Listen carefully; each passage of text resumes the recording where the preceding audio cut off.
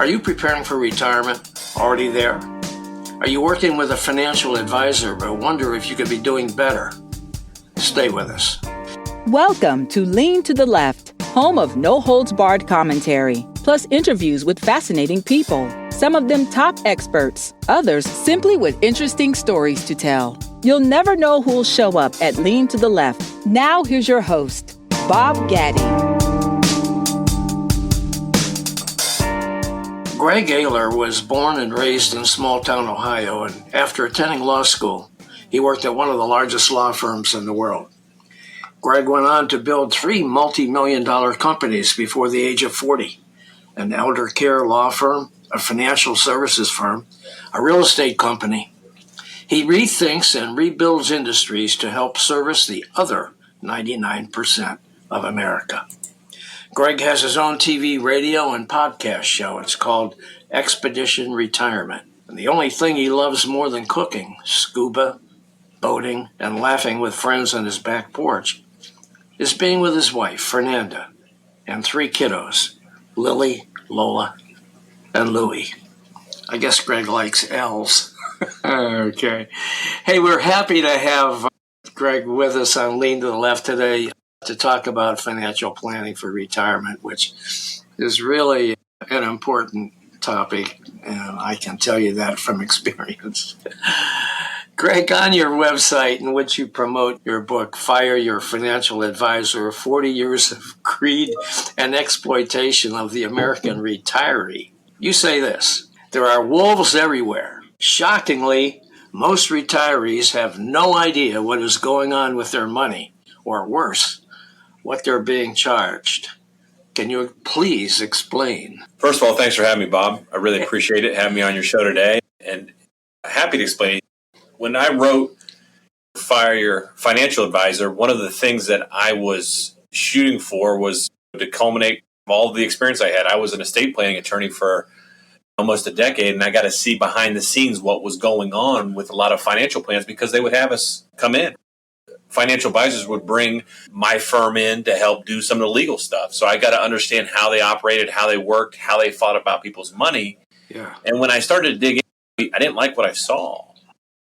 I think when I wrote the book, it started off to be just a call to action on just highlighting some of the things people should focus on. And when I laid out the history, it was pretty devious what happened because Bob, if you think about it, in the 1980s, no one was really retiring, right? You had pensions still. 1978 was when the 401k was invented. So people really didn't have any idea what 401ks meant, what IRAs meant, and what a mutual fund was. And I don't know if some of your listeners remember, but there's only like 3 television channels, right? No internet, no access to information. So when you have all of the power and all of the services controlled with the information being withheld, they're along for the ride. Financial advisors were dictating the market, what they charged, what they sold, and retirees didn't have any other options and didn't know what they were doing. They just knew that, hey, I got my own account now. I've got this statement. I don't know what any of these things are, but don't worry. I know this guy or this gal. They go to church with me. And I think that's where it all started, Bob, is that the problem really manifested itself with a system when the pension started to die and got replaced by these accounts. They had no access to information to check for alternatives or even know what they were being sold. Okay. I can see even today with the information that is available is still a very confusing thing. And I know in my own case, I've been working with this firm for many years. And I ask myself all the time, am I doing the right thing? I've given them a lot of authority, a lot of power. And I watch as things happen that I cannot control, like Putin attacking Ukraine and the market taking a huge dive, which has not come back from. And in my own case, I've lost like $70,000 from my meager retirement fund as a result. Yeah, it's funny because if you really think about their model, and their model being the financial advisor model, Yeah. Their whole goal is to keep you confused and chasing a number, right? You need $1 million to retire. You need 750,000 to retire. You need 1.5 to retire. But what about the cost of living? What about inflation? And they have you so scared that they have you all of your nest egg in the market where it may be great if you retire in the right year or if you need the money in the right year. But what about the year that if you just retired in 2021 and you had your life savings and all of a sudden 25% of it's gone? These are the things we talk about all the time, and we always try to tell people you don't need to drive 90 miles an hour to go to the grocery store. You could drive 35 and you'll get there. And that's the message this book's trying to show you is there's more than one route in retirement, and you don't have to take on all this risk. A lot of times you don't need to take on anyways because you've already made it. So your book makes the case that financial advisors have massively failed retirees. How is it that they've massively failed retirees? First, I always want to say, I'm sure there's some really nice financial advisors. I always feel like I have to give a disclaimer. I'm not saying these people are bad people. Yeah. But I do think they're part of a bad system. And that system has indoctrinated the Sunday commercials, the Whales, the Arrows, the Rocks, the Edelmans, the Fishers, the Raymonds, the Edwards. And all of them circle around this dynamic of being an investment-centric basically ideology for retirement, meaning everything's about selling and buying investments. And that's the only way that's the only thing your financial advisor does. And they may talk about other things, but at the end of the day, their entire world is about, hey, I got to sell you this investment. We got to do this. We have to do this with this stock or this mutual fund or this bond. And the way they failed retirees is they're missing the point. There's a lot of other things that have to happen in 2023 to successfully navigate retirement.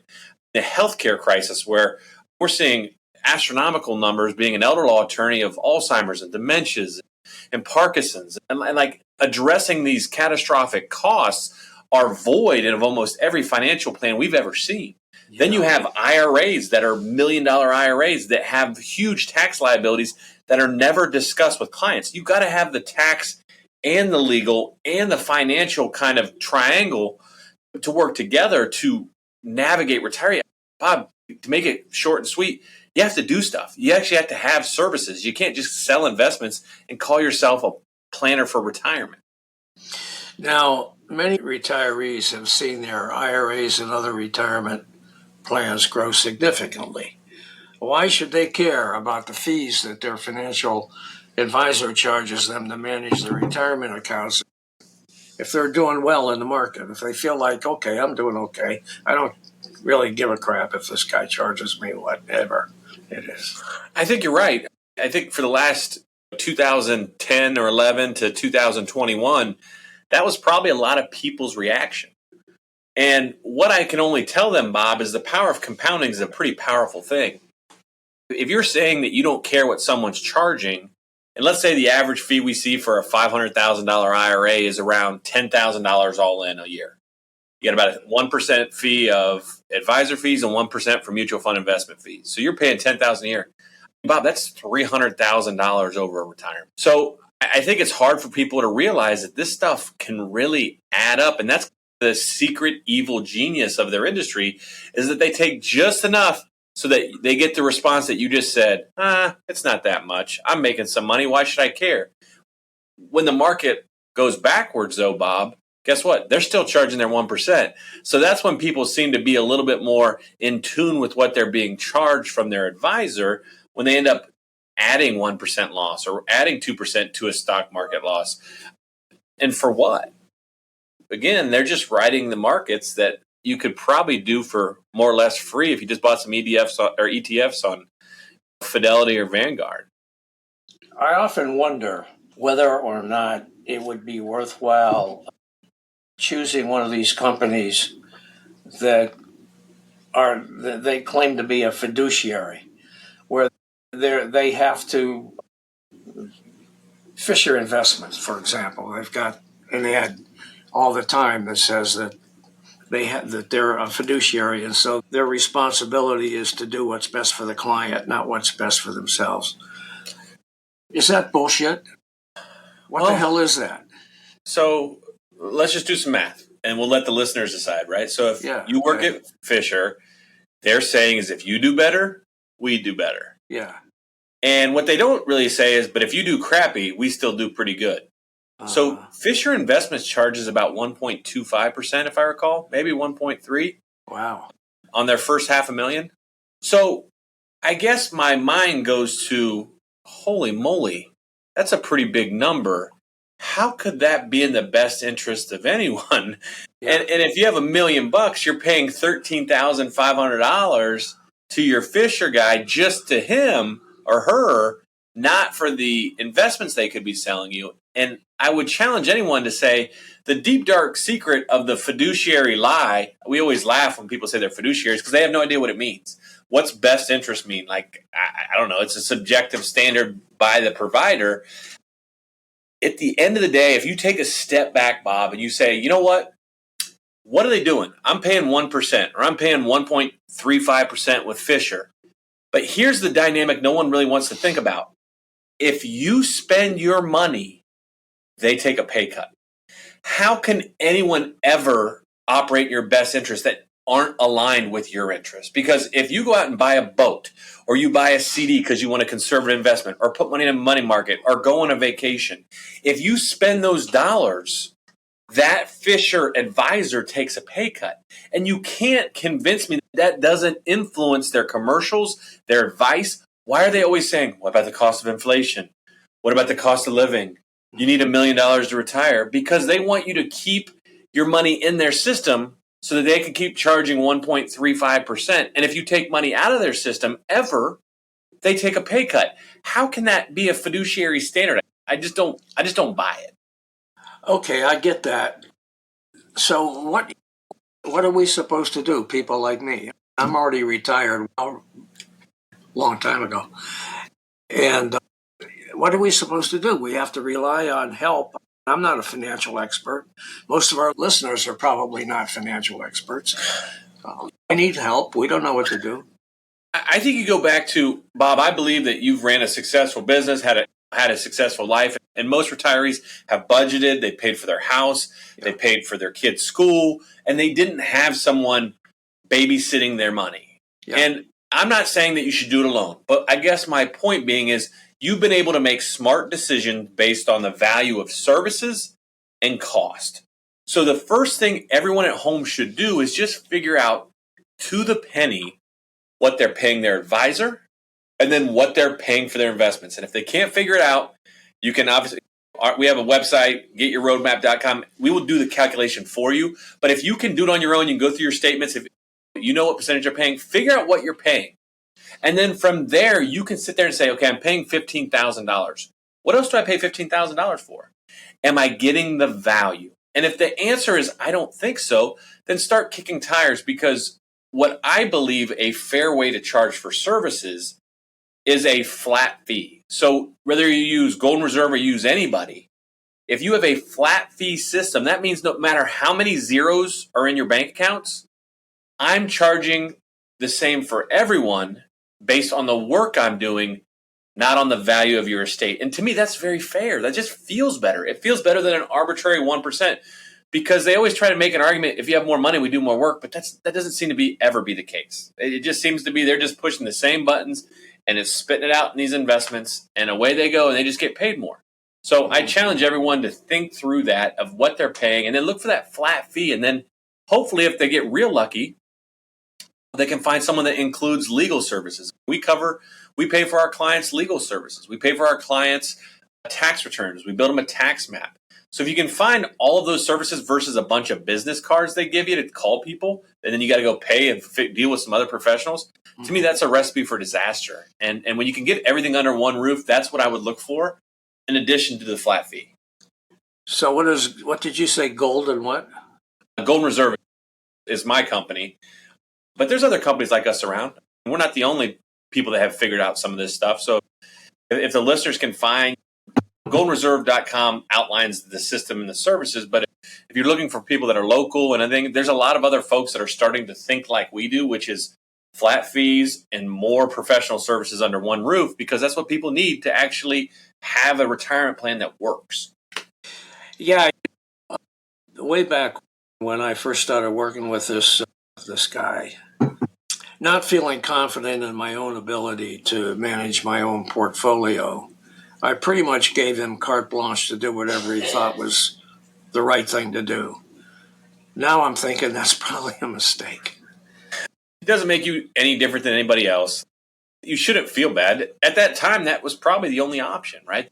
There wasn't an internet, right? There wasn't an ability to find information. There wasn't MSNBC. There wasn't Fox Business. There wasn't CNN Business. Like, you didn't have outlets to find and grab more information to help you navigate financial stuff. It just wasn't available. So you just relied on your circle and your inner groupings of people, and they knew that. And that's why some of the fees and some of the mutual funds, and you've seen a lot of, in my book, I talk about the villain chapter of Edward Jones. They were sued for about $250 million by the Department of Labor and the Department of Justice over the last 15 years that no one talks about because of the egregious nature of some of their fees and their costs, because they went after the smaller cities across America. Okay. How can retirees increase their own financial literacy, Greg? It's a great question. I think you turn the corner, it's hard to find fact from fiction. There's so much white noise. There's so much stuff to click on. Yeah. But I do think starting to do some research and understanding the dynamics of what you want in retirement. Like, some people really are concerned about going in a nursing home. So you have to make sure that the planners that you talk to actually have tools for that. There's a lot of people that are tax driven. Hey, I've got $1 million in an IRA. I got to figure out how to take that out over my lifetime and not pay too much tax, but I want to get it out of there so my kids don't pay the tax. Okay, you got to make sure you have a CPA involved. So when you're going through and hopefully educating yourself, there's got to be anybody that's retired gets something in the mail probably every week from a dinner seminar or workshop. Right. And I always caution those because a lot of times they're just trying to sell you, a 1% fee or an annuity, but they could be a starting point as long as you have the discipline not to just hire the first one you go to, but to start educating yourself and getting a free meal. And then I think from there, just keep building on your questions, and hopefully you can find there's a lot of great literature. There's a lot of great retirement ready checklists. You see them all over the place. Every place has their own spiel and spin and brand with retirement workshops. But I think going out there is data now where you can start to find some good stuff. Do you use those? Do you do those retirement dinner things where you send out a notice and invite people to come? We'll see what Greg has to say about that when we return from this quick message. I've done about everything over the last 15 years, from my estate planning shop to my financial services company. Seminars are still one of the probably more engaging ways of getting people to come in. You buy them a steak dinner, you try to get them to listen, you tell the story. And if you can, it can be a good lead source. We do a lot more radio and TV now, but we do the occasional seminar. We still do some seminars here and there across Ohio, the old throwbacks. But you do get a lot of plate lickers. There's people that just show up just for the food, that's for sure. Plate lickers. Oh, man. I was thinking about becoming a plate licker. You should. But I always stay away from going to those things, mainly because I don't want to be bored. And secondly, I get suspicious. Anytime anybody offers me anything for free, there's never anything for free. And it just, yeah. So I always stay away from that. But you're saying that it's not a bad idea to go to them, right? You get free dinner. I say make it a date night, right? If you grab another couple, you go, and worst case scenario, you may get some good information. You may like the person. Yeah. They're really good salesmen. Be careful. Those things aren't cheap. Mailers are not cheap. Those are about $20,000 an event to get out and make happen. So those things don't pay for themselves. 20 grand per event? Think about it. You got to mail out. Think about the cost of postage. Just do the math. Back your way into it. You get about a 1% response rate. All the costs of those events are all posted. So you're the cost of the event too, right? You got to pay for all these dinners. Depending on where you're going, if it's a fancy steak place, you may have a couple grand tops. Yeah. But for the most part, all of the cost is in the mailer. Oh, okay. Not the paper either. It's just postage. You got 45 cents or whatever. You times that by 10,000. Sure. Yeah. 20,000. Because you get about a 1% answer rate. Wow. That's a lot. Okay. You mentioned annuity a minute ago. Is a fixed index? What is a fixed index annuity, and how can it So, help? sure. So, like, you have three types of annuities. You have a fixed, you have a fixed index, and you have a variable. The fixed annuity is just like it sounds. It's just like a CD, except for it's tax deferred. So I always tell people, like, when we're getting a lot of questions: should I get an annuity or should I get a CD? And there's reasons to do both. But one of the things about a fixed annuity or fixed index annuity, if you're there, is that it grows tax deferred. Meaning, when you get a CD, you got to pay tax on it every year, and that adds up. Where with a fixed index annuity or fixed annuity, it grows tax deferred. Okay.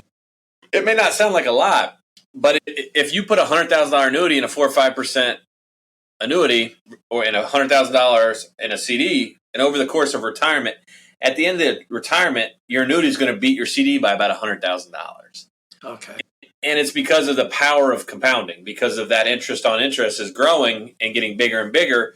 You can grow your principal amount faster. But the fixed annuity is just like it sounds, Bob. It's 4% for 5 years, 4% for 7 years, 5% for 10 years, whatever the case may be. You get a fixed rate permanently for the duration of the product. The fixed index annuity is a newer product. Fixed annuity has been around for eons. Fixed index annuity is more of a hybrid product that says, you know what, you can mirror an index. And if the index goes up, you can participate in some of it. So instead of just having a fixed rate, if the stock market goes up 10%, maybe they say you can participate up to 7%. So your annuity will grow 7% that year. And then next year it resets again. But if the stock market goes down, the cool part about fixed index annuities is that you'll never lose any principal. So it'll have a 0% floor. So your fixed index annuity will never go backwards, which is what is the appeal. That's the main appeal to folks.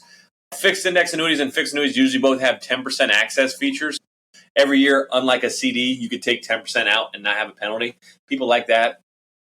A lot of times they don't take it out and they don't use it, but it's just a nice psychological thing to have if you want some access to an investment. It's not locked away. But those are the fixed index annuities are the most popular investment in the country right now. I mean, everyone's because of the interest rates, right? The Fed keeps hiking the interest rates. People are getting a little bit more bang for their buck. So everyone's driving money into CDs, money markets, and annuities. It's been the most money has gone into annuities, and it breaks records month after month because of the popularity of the higher interest rates. And the Fed's talking about bumping one or two more times this year. So I can't see that going away at least in 2023 because people are trying to lock it in. And who knows what the stock market's going to do? It's just like it always is. The stock market does what it does. Like you said, a war could happen, a war could not happen. Some kind of new invention can make all the difference. Sometimes it's not even has nothing to do with politics. Sometimes it's just the world and life. Like things just happen, and mortgage-backed crisis was a crazy thing. The .com bust in 2000. These are things that no one could have really predicted, but they happen. Yeah. Yeah. I just know one thing, and that is that during the course of my planning for retirement and then retirement, I had a goal, and I reached the goal, and then things happen. As soon as I seemed like I reached that goal, shit happens. And the last time I reached that goal, Putin decides to go ahead and attack Ukraine, and the market tanked, and I've never have recovered. So I'm not anywhere near my goal now. My goal is gone. I think, Bob, it's a great point of like, when do you take the chips off the table? If you got to your goal, one of the things that I would say is, is making another 5 or 10% going to change your retirement? How about losing 30%? And you'd be like, yeah, I don't want to lose 30. That would screw up my retirement. But making 5, probably not. So then you could probably put more of your eggs in something like a fixed index annuity or a CD or something that you're just like, you know what, you made it. You don't need to make money to live. Why not stop driving 90 miles an hour? Yeah, exactly. Got it. Okay. You threw out a suggested question in the material that you sent me. And one of them is, what is a retirement planner and why should retirees work with them instead of financial advisors? What the hell's the difference? It's a good question. We get it all the time. Well, so yeah, in our vision, you put it out there. Ask me. Yeah, we get it all the time. Sure. So we think of retirement like a mountain. to make it easy for people to understand, obviously working, saving, Right. going to the top of retirement mountain. We view that's where the financial advisors usually live, right? They're all about selling investments, trying to make your money grow as much as possible, returns. And then when you get to the top of the mountain, you're on the summit, you're looking around and saying, all right, how the heck do I get down? I got all these boulders. I got long-term care. I've got this tax liability from my IRA. I've got risks that I'm not adding any more money to this. So our vision is that financial advisors help you up the mountain. Retirement planners help you down. And they're two different sets of skills. They're two different sets of services. They're two separate ideologies and philosophies in terms of money and planning. And I think that is why we believe most people in retirement should have a retirement planner, not a financial advisor. You consider yourself to be a retirement planner? Absolutely. I made up the word. You made up the word. Okay, folks, this guy is a retirement planner. He is not a financial advisor. We want to make that clear. Financial advisor is a dirty word around here. I have to get you fired if you call yourself a financial advisor. Oh, yeah? All right. So what advice do you have for somebody who wants to fire their financial advisor? How do they go about doing that? I want to make sure that they have a plan in place, right? Like before you do anything rash, make sure you have a place to land safely. Yeah. Worst thing to do is to make a rash decision and then be wandering around and miss opportunities or screw something up. So make sure you have that secondary guide lined up for you. But when you fire your financial advisor, some of the challenges is that it's usually a pretty good relationship. Financial advisors are usually really nice. They're in the business of managing relationships. So they're usually the life of the party. They're on the golf course. They're at the happy hours. They're at the coffees. And they go to your church or you've known them forever. So it's usually tough because it's emotional. It's personal, but it shouldn't be. So we want the mindset to be, listen, this is a business decision. As a business owner, we make vendor changes all the time. You're at a different point in your life. You need a different vendor. And I think that's the mindset that person should take. And then from there, they have two options. They can have the tough conversation and say, you know what, I'm moving on. I'm going to use a different advisor, and they can have that conversation, which is sometimes tough, right? If anyone's ever fired anyone, it's no fun. So having that face-to-face is tough. And I always encourage people when they have that conversation to have a statement memorized, which is, thank you for everything you've done, but we made a decision to go a different direction. And that way, no matter what they say, what do they do? What are they doing differently? Or where are you going? Or I can do that. Thank you very much for what you've done. I think we're going a different direction. And if you keep saying it over and over again, it'll just stop the follow-up questions. Because if you try to explain and justify your decision, it'll never work. People want to have people understand. No one ever understands why they're fired usually. And no one's going to feel better with you explaining it to them. And you're not going to probably explain it that well, and it's going to get lost in confusion, and there's going to make you unsure of yourself. If you've got to the point that you're ready to make a decision, just stick to your guns, thank them, be thoughtful, and move on. The alternative way of firing your financial advisor is you don't have to talk to them. You can literally just, whoever you choose, I know if you chose Golden Reserve or if you chose another financial company, they can literally go in. It's called an ACAT is the technical term, but you literally can just get their information and pull the money out of the accounts without that financial advisor doing anything. And at that point in time, they'll get notified that their money's leaving, so they'll definitely call you. But you can actually start facilitating leaving a system without even having a conversation. We always say it's your money. And there's this Stockholm syndrome with people's retirement and their financial advisor. They almost feel like they're guilty spending it. They don't understand. They don't want to leave it. And the financial advisor treats it like their money, not like yours, Bob. And it's just a weird dynamic, the psychology of retirement accounts that don't apply to anything else in life. But for some reason, our biggest asset, we turn the reins over and let someone do whatever they want with it, charge whatever they want. Bob, could you imagine going to the grocery store? You're going to the grocery store, you go to the teller, and they're like, hey, you know what? You don't have to pay. I'm just going to start taking groceries whenever I feel like it. So they're going to start taking some groceries. And you're like, oh, I really wanted that. Wait a second. They took that out as part of the bill. And then a week later, you see this teller in your house taking the Oreos out of your cabinet. You're like, what are you doing? And you're like, oh, no, you gave me permission to take money out. out of your stuff whenever I feel like it. And that's what the financial advisors do every quarter or month or semi-annually. They're just taking money out of your accounts, and you don't know when and where and how much. And like that would never happen in any other aspect of our professional lives or retired lives. Yet that's how we have these systems set up to beat you and confuse you in retirement. All right. Well, that's scary stuff.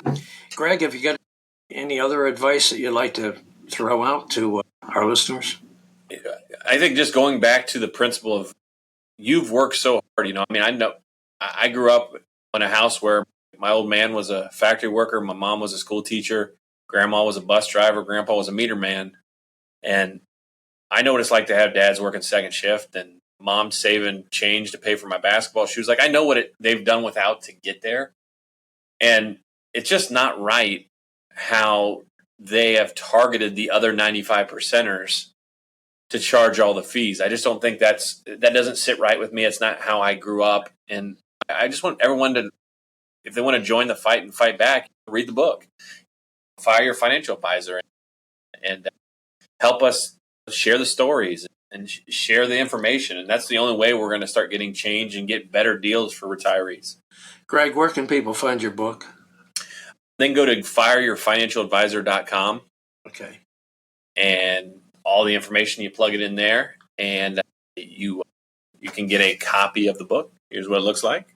Fireyourfinancialadvisor.com. Or you can go to Amazon. It's on Amazon too. It's an Amazon bestseller. If you don't, I believe ours is a little cheaper if you go to fireyourfinancialadvisor.com, but they're pretty close. So if you'd rather just use Amazon because you have Prime, you're welcome to do that too. Okay, cool. All right. Anything else before we sign off? No, Bob. Appreciate the time, and obviously had a lot of fun talking with you today. Hey, I enjoyed talking to you, my friend. Hey guys, I hope you found this interesting and informative. Hang on for a sec.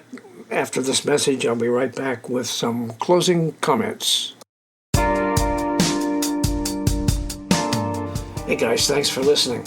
Hope you enjoyed this podcast and that you'll come back on a regular basis and check out our interviews with guests on topics that I hope you find interesting, entertaining, and enlightening. Just go to podcast.leantotheleft.net to subscribe, check out the upcoming interview schedule, and listen to all of our episodes.